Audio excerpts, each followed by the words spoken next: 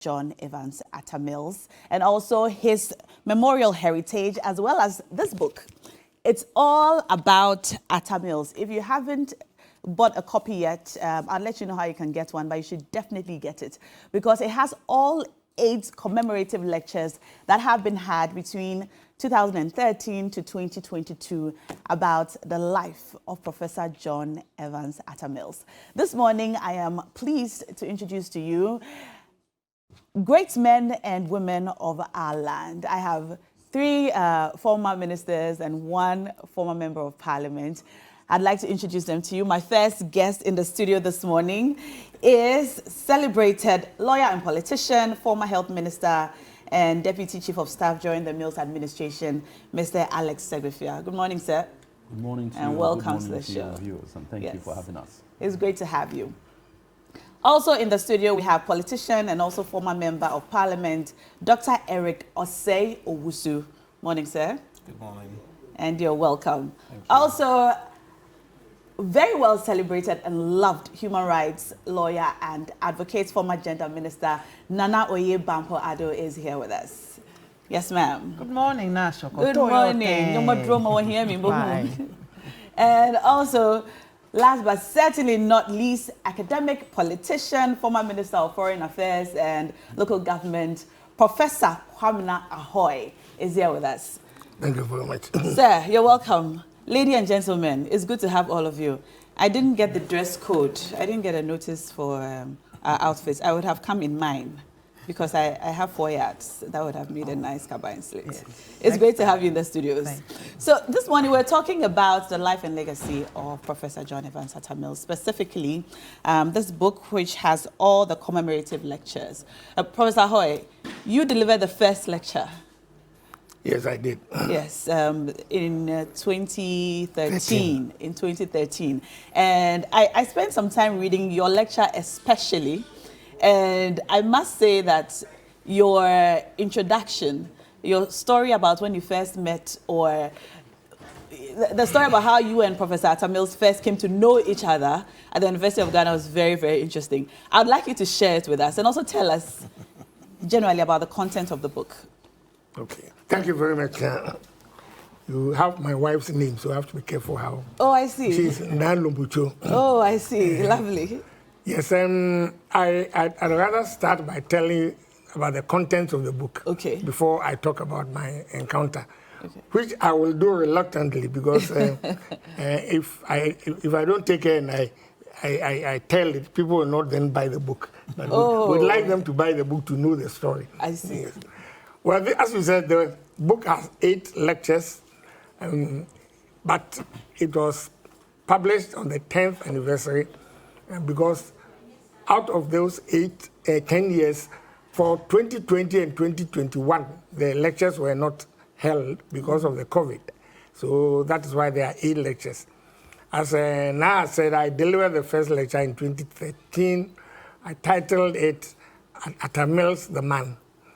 And I talked about the man Atta Mills as I knew him from birth to death.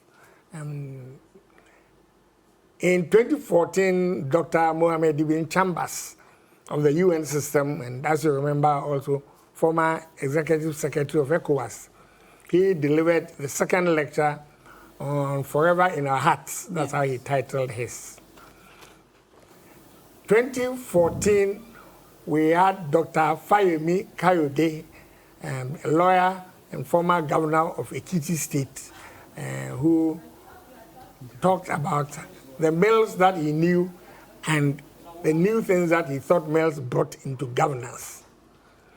The 4th lecture was delivered by Dr. Mrs. Joyce Banda, former president of Malawi. She was here with her husband, who also used to be the Chief Justice of Malawi. And she delivered the lecture on ethics in governance and how Professor Mills personified, ethics in governance. For the 5th lecture, we had Lord Paul Boateng. He has a Ghanaian father, that's why he's Boateng, and a British mother. And his father used to be a minister in Kwame Nkrumah's CPP government, Kweku Boateng. And actually, at the beginning of the Fourth Republic, he was alive then. He's no longer with us. He formed a party called the NCP, the National Convention Party, which went into an alliance with the NDC. So his son is Lord Paul Watson. He's a member of the British House of Lords.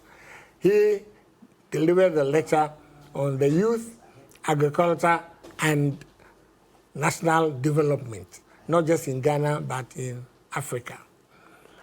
The sixth lecture was delivered by Professor Kwesi Botwe on ethicality and governance. And like Dr. Joyce Banda also emphasized what Professor Mills brought into governance by way of ethics in government. The seventh lecture was delivered by Professor Nana Jane Opukwa-Jimai on education for inclusive development. And she spent some time on what the government of the Fifth and Sixth Republics, that is the two governments spanning Professor Mills and President Mahama, what they did in the education sector in order to allow for more inclusiveness. And to a large extent, this had to do with getting women and girls involved in education. The 8th and 9th lectures were the ones that were postponed for reasons of COVID. And the 10th lecture was delivered by the legal luminary, Mr. Chachu Chikata. He titled it Atta Mills, 10 Years On. And he raised issues about what Atta Mills would have liked to see if he had been alive 10 years after his death. So if you go into the book, you will see that it captures the various aspects of Professor Mills and the various perspectives that people viewed him from. But as Nas, you said, I started it all off by delivering the lecture on Atta Mills the man and telling the story about how Atta Mills and I made contact for the first time, not for the first time, but got to know each other at close quarters. As I said, this was in 1975. We were writing an examination at the N block of the University of Ghana, the law of taxation, which had been taught by Professor Mills. And he was invigilating the examination. We were very, I don't want to say bad boys, but very adventurous boys at the time, coming from Commonwealth Hall. How old were you then? I must have been 19 or 20. Okay. Yes, and I was a vandal. We came from Commonwealth Hall. So we did out of the way unusual things. Mm-hmm. So I had carried with me some bottles of club beer, very chilled, 4 of them, to the examination room. And then before the exam started, I displayed them on my desk, my examination desk. Professor Mills, the invigilator, came to me and said, but what are you doing with beer in there? I said, oh, yeah. I've checked the regulations. The regulations, they say that you can't smoke in the exam room, but it doesn't say that you cannot drink in the exam room. So I have come with my drink because I know your paper is an easy paper for me. He took the regulations, looked at them, and then said, okay, you may have a point, but there's no precedent for this. So I will take the beer.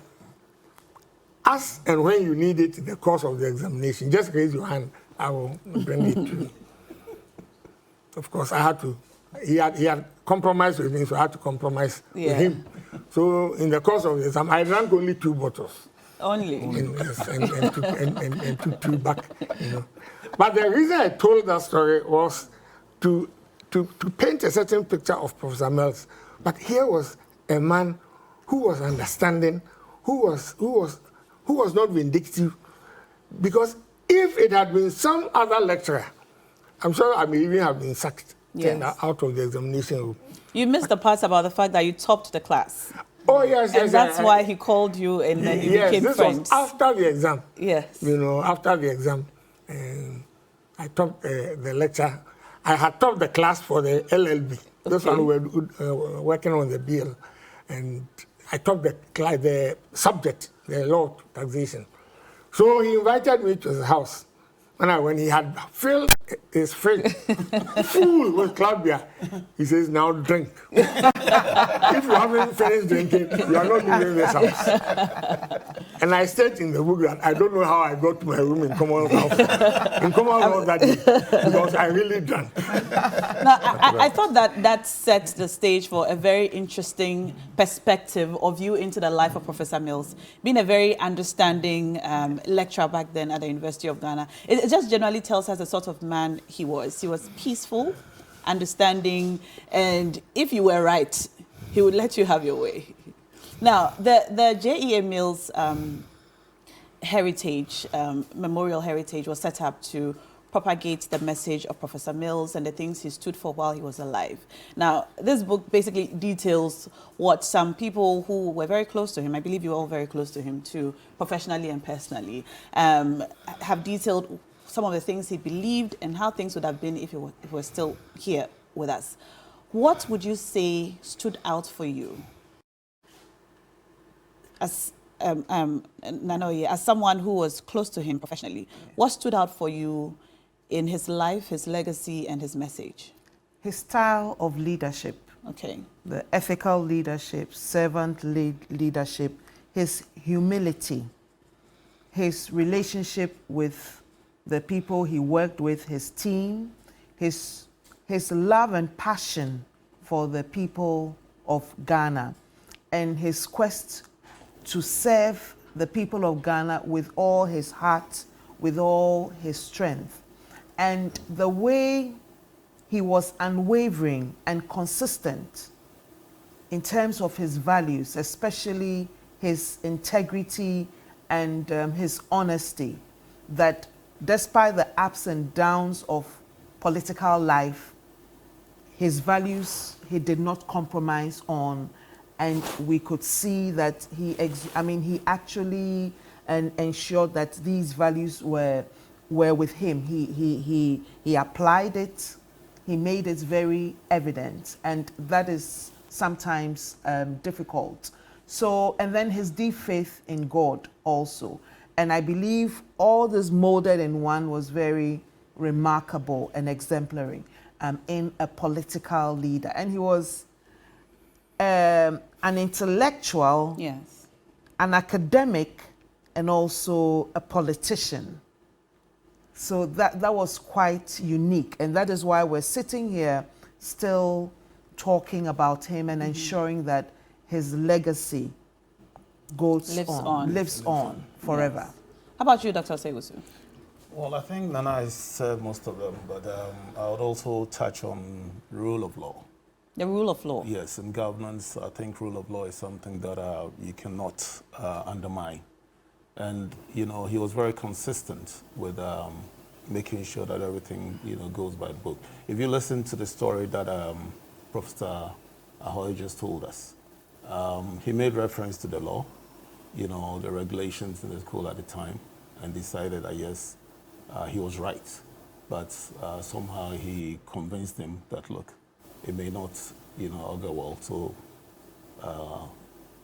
take your time and then do it. And then so he had one bottle and later on had another one and finished his exams. So this is somebody who would go by, you know, making sure that, you know, he takes into account what the law says or what the regulations, you know, prescribes, and then move on with it. I mean, governance is something that we must be careful, because if indeed we undermine laws and rules, you know, it turns everything upside down. And Professor Mills is very particular about that.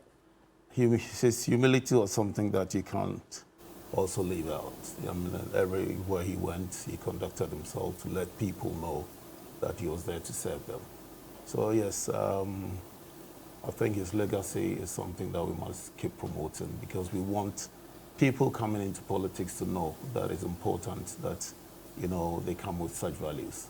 And that's what we all pray for. That's what we all pray for. How about you, Mr. Alex Egbefia? Well, I think three things that stand out for me are his tenacity and his determination. What people don't know, and the third, obviously, is his sense of humor. He had a sense of humor. Fantastic sense of humor. I see. even the story shows that he saw the light side of what was happening and didn't take it personal. And the moral of the story is, if you're a student, make sure you drink beer if you want to become a local government minister. So, but on a more serious note, Professor Mills epitomizes the issue of you measure a person by how he deals with setbacks. And for somebody who had always had success in the field that he was, in inverted commas, because he achieved academic brilliance at a very young age. He was 27, 28 when he got his doctorate. Yes. So he had always been at the top of his game.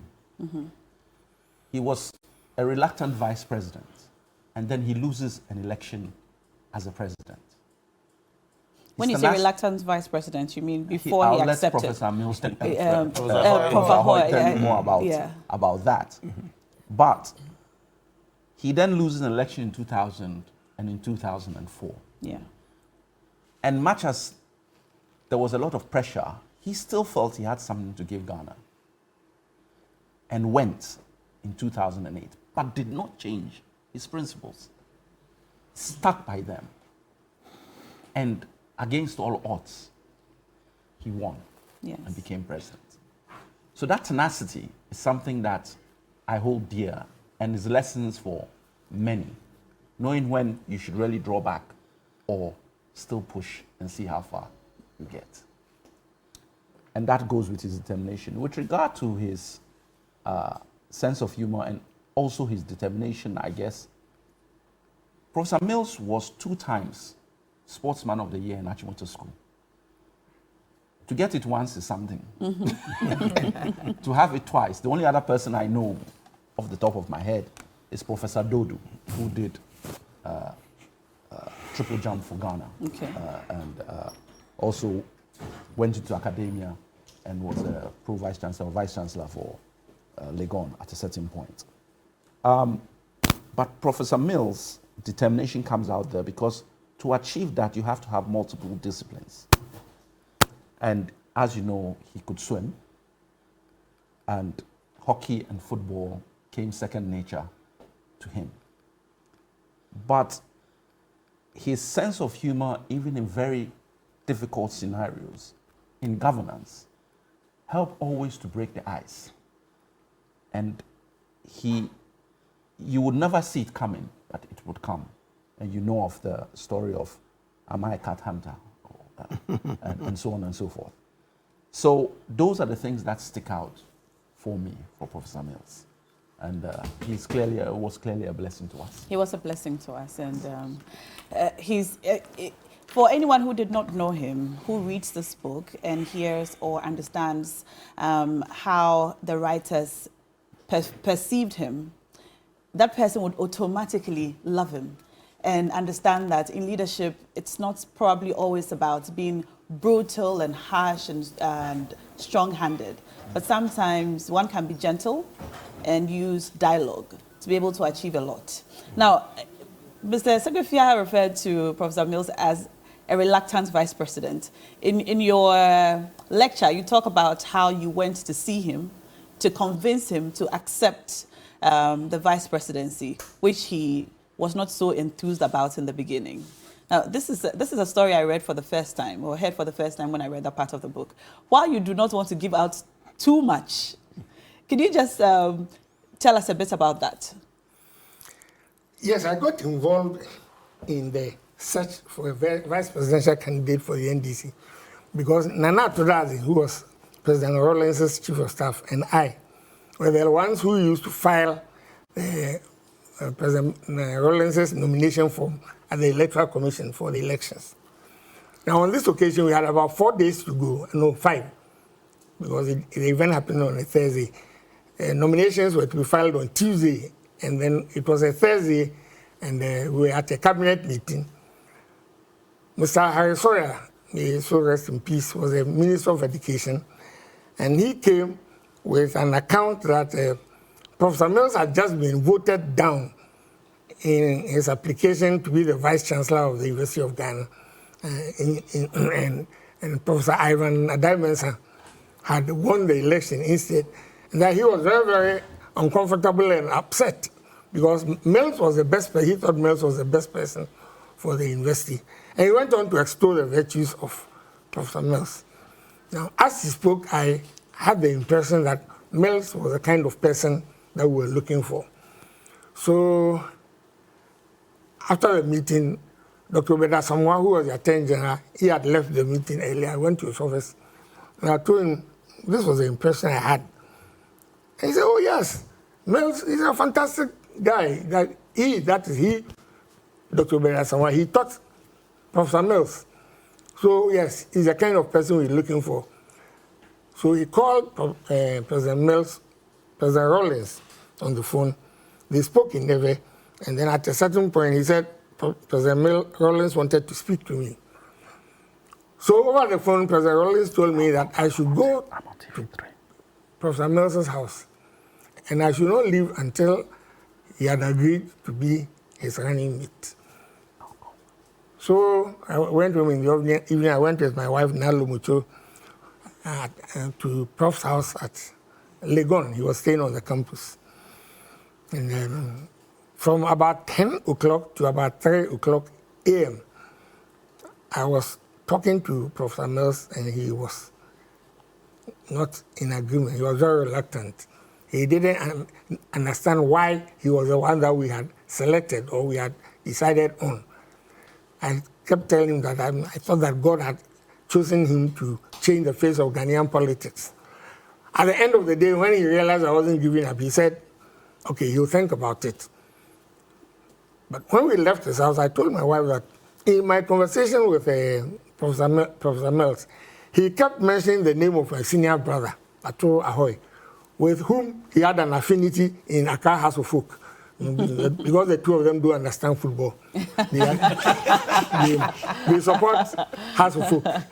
Those of us who understand football, we are with Kotoko. Your wife and I will not agree. When I'm there, she's Kotoko. When I'm not there, she says she's House, behind my back. So I said, let's go and see. I want to go and see Ato.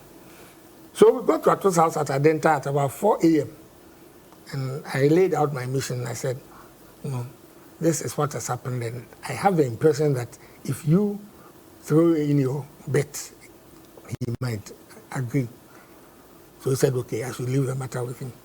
We went to, it was too late even to go to bed, so we dressed and went to the office. 12 o'clock, Ato and Prof came.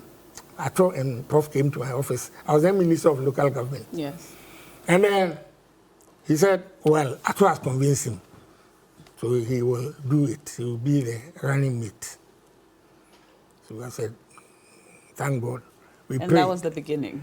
Not yet. Oh, we prayed. Okay. And then I called President Rawlings.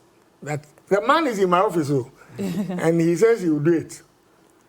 I said, Munia, go and lock your door. Don't let him get out for somebody to go and change his mind. Oh. I'm sending some people over. So in about 20 minutes, Chachu Chikata and Nana Atudazi came with the nomination forms. Okay. He filled them, he signed them. And that was the beginning. We got a vice presidential That's candidate. quite a story. Now, all of you knew Professor Mills quite personally. You worked with him closely, and you knew him quite well. I'd like to find out, just quickly, some of the things or how he would have or may have addressed some of the issues that we're currently facing in this country 11 years after his death. In the book, there is, Chachu Chikata talks about things he would have done or how he would have liked the country to be 10 years later. Now, 11 years later, very recently, there's been a flood, an unfortunate flooding incident in the Volta region because of the Akosombo Dam spillage. The president visited. Some people think that he didn't visit early enough. Some people think that it's probably because that area is not his political stronghold. He did go probably as soon as he could, and he attempted to address the perception about the area not being his, political stronghold. A statement which might have been well-intended has landed rather wrongly or harshly on some Ghanaians who are not very happy with it. Now, I'd like to ask you, how do you think Professor Mills may have handled this entire situation differently? Let me take that. I remember in 2012, there were some floods in Atiwa, and it was quite serious. A lot of people were displaced. At the time, I had been appointed as the chief executive by the National Food Buffer Stock. And part of our mandate, we had to keep emergency food reserves for the country for if, there were any disasters. And then I had a call from the presidency, and I was told to quickly go and then see the NADMO boss, who was then our former chairman, Mr. Kofi Potofe. So I went to see him, and then we discussed the stocks that were available at the time. And then quickly, NADMO took over, and then, they took it to the field and then made sure that they gave it out to the flood victims. So this was a very, very quick response.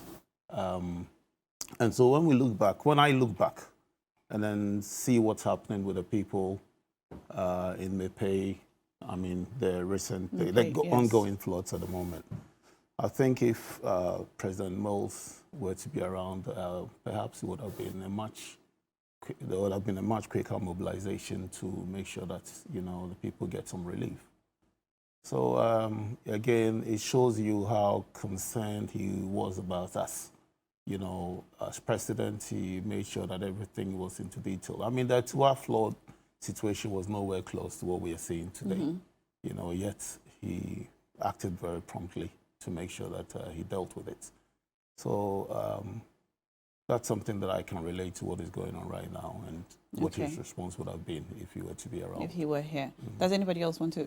Yes. I think one of the reasons that the president has come under attack is that he has a vice president who is the acting president when the president is not in. So when you have a calamity of this magnitude, the first thing you do is, even if you are out of the country, is to ask your vice president, who is the acting president, to go. He didn't go, or if Mr. Bawumia went, Dr. Bawumia went, I didn't hear of it. But that is one of the omissions that people are complaining about. Yeah, that's true. Now, you're all governance experts, so I'd like to ask you. Not experts, practitioners. Practitioners. Now, before we end our conversation, what would you say are some of the key challenges that we are facing in growing and maintaining proper governance strategies or systems in our country? What are some of the challenges we are experiencing, and what are some of the strategies that we can adopt to solve them? For me, ethical leadership. Ethical leadership. Ethical leadership. Leadership that is accountable. Leadership that is accountable, and political leaders who serve the needs of the people of Ghana and hold the 1992 Constitution as paramount in terms of governance. So ethical leadership, servant leadership is for me, I see it's a gap and a challenge for us now. Like comparing to the style of leadership of Professor John Evans at Mills. Ethical leadership. Ethical leadership. Okay. What with else? Integrity. Ethical leadership with integrity. Mine is consensus building. Okay. Consensus building is critical in governance, especially when we are operating a political system where the balance is almost even. MPP and DC, it's almost 50-50. So we have an economic crisis. I think the first thing you want to do, especially because you have to take very difficult and unpalatable decisions, is to try to get the buy-in of the opposition. Okay. When we had that crisis in President Mahama's time, we had the Senchi consensus, and adopted a homegrown, strategy which we took to the IMF. The issue of the e-levy, for example, is something that the government should have tried to get the buy-in. And I'm sure that President Mills would have insisted on getting a consensus before he moved with it. The second example I want to give, still on consensus, the decision for Ghana to go and take part in the invasion of Niger this was a major security decision that a government could not just take alone. You had to carry your people along. And half of your people are in the opposition. You know, the best you can do is to talk to your opposition, even brief to them about your intentions. And if they don't agree, you say, okay, me, I am in charge. This is my decision. I'm going ahead. But trying to get the consensus is very important. And you see what happened. Because they did not try to get a consensus, the NDC came out with a position against Ghana's participation in the ECOWAS invasion force. And that is what essentially killed the thing, because once Nigeria realized that Ghana, it wasn't going to be easy for Ghana to go along with them, they also started facing their own problems. So consensus building, very important. It's one of the things that President Mills always talked about. Okay, so we have consensus building, ethical leadership. Mr. Segbefia, you wanted to add something? I think that the politics of vindictiveness. Vindictiveness. Politics of vindictiveness. Okay. Did not exist in Professor Mills. There wasn't a bone of vindictiveness. In fact, his own party would challenge him for the Father for All slogan that he had. And that was simply because he saw Ghana as Ghana, and he was a father for everybody. And we have gone 30 years back in the last 6-7 years in that arena, because we have escalated our political party differences, our tribal differences, to a level which was unprecedented in Ghana at the time when Professor Mills left us, or in 2012. So for me, that's his legacy of trying to move away from the them and us and seeing Ghana as a home for all. There's a time for politics and there's a time for Ghana. That was Professor Mills, and we have lost it completely. And that explains everything to a certain extent that is happening. Because once you don't have that, how do you build consensus? Do you think this mindset and legacy still lives within the NDC party at the moment? We are a creature of leadership. Everybody is a creature of leadership. What your leader extols is what everybody finally picks up. So if you are being pulled in this thing, NDC is not immune to the type of leadership.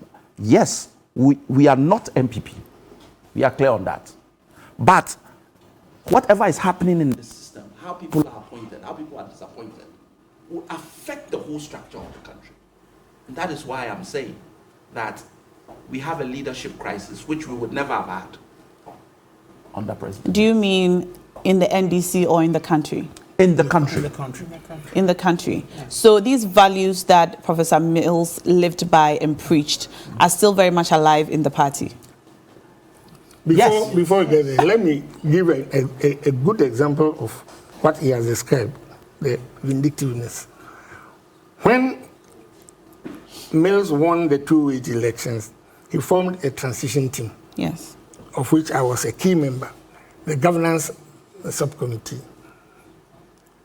And they went into the doings of the Kufuor MPP administration. And they came to the conclusion that about 100 appointees had to be tried, prosecuted. They had built dockets. And the decision was that we should do some press conferences to tell Ghanaians what had been found, and why there was going to be prosecution. He was to address the press conference. There were going to be a series of 5 press conferences. Now, I was selected to lead a team to go and brief President Mills. Okay. 3 of us. We went. I told him our mission. He sat for about 2 minutes. Said, so we should do it to them. So that when they also come, they will do it to us. And then we have a vicious cycle of vindictiveness. Will we be going or will we be coming? Will that be good for Ghana? I won't do it. There will be no prosecutions, there will be no press conferences. That is why nothing happened to the appointees of President Kufuor. And they are claiming a certain amount of success that if they had done any wrong, we would have prosecuted them. They didn't know that Professor Mills was their savior. He stopped what was intended to be done. Wow. I rest my case. Wow. Unfortunately, this is all time will allow us. I was just really getting into that story you just told us, but we'll have to wrap up our conversation. Before we go, though, where can we find this book? It's all about Atta Mills. Is it available in bookstores across the country? We have it at Legon EPP bookshop. Okay. Legon Kingdom bookshop. Okay. Kingdom bookshop Usu. And then Airport Shell. Okay. All right. So that's where we can find the book. We also Yes, and then also you can call this number 0594 972232. 0594 972232. All right. And you will be served. We And will are there any send it other by courier. activities that are coming up? Are there any other activities coming up? Not at the moment. Not for this the year. other All right. But Yes. there are other. There are other books. Yes, there Okay. are other books. We also have this. Okay. Atta Mills Atta Mills speaks to the world. Okay. Yes, his UN General Assembly speeches. Okay. And then also the great launch Okay. when the John Evans Atta Mills Memorial Heritage was launched. Okay. We also have all the speeches in here.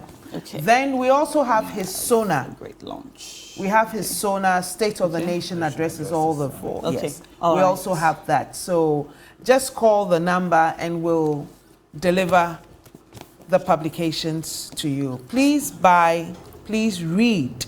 Let's know more about Professor John Evans Atta Mills, the third president of the Fourth Republic of the Republic of Ghana. Thank you so much. the book is only 100 cedis. It's only 100 CDs. Well, that's less than the price of pizza. Thank you. Thank you so much.